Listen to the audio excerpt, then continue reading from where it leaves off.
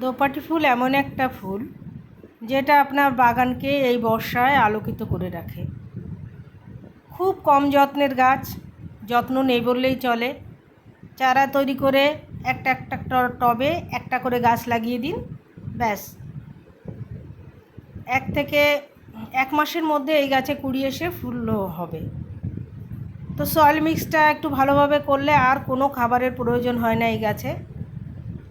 Soil mix করতে বাগানের normal মাটি, গোবর সার আর একটু নিমখোল মিশিয়ে দিলে আর কোনো দরকার নেই, কোনো খাবারেরই প্রয়োজন নেই। তাই দেখুন গাছ যেগুলো আমি সিঙ্গেল টবে লাগিয়েছি প্রচুর মোটা হয়েছে, গাছ খুব হেলদি হয়েছে, প্রচুর পরিমাণে ফুলও হচ্ছে।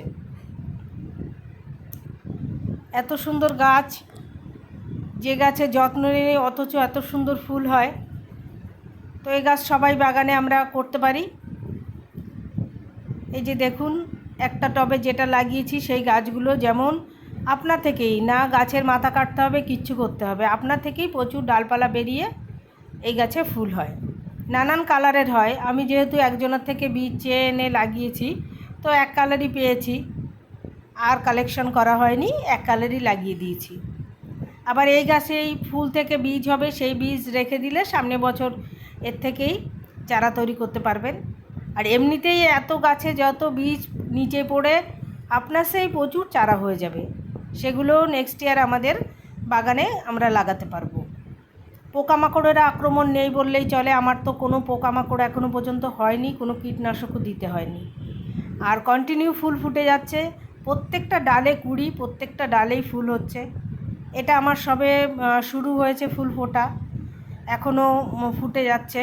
আর যেগুলো যে চারা বসিয়েছিলাম এটার মধ্যে, এটাই যে কটা রয়ে গেছে ছোট ছোট গাছেই এগুলোই ফুল চলে এসছে। আর যেগুলো তুলে লাগিয়েছি সেগুলো তো বিশাল বড় হয়েছে, অনেক ডালপালা হয়েছে, সেগুলোই সেইভাবেই কুড়ি আসছে, ফুল হচ্ছে।